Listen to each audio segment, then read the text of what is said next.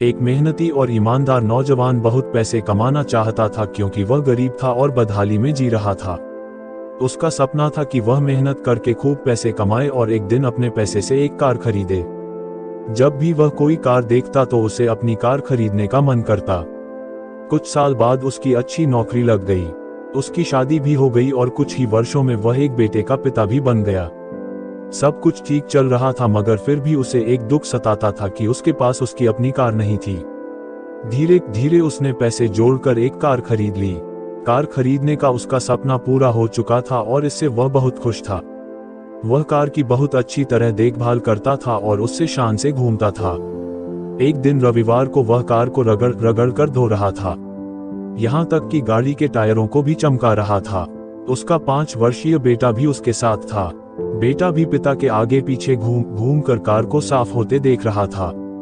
Car धोते धोते अचानक उस आदमी ने देखा कि उसका बेटा कार के बोनट पर किसी चीज से खुरच खुरच कर कुछ लिख रहा है।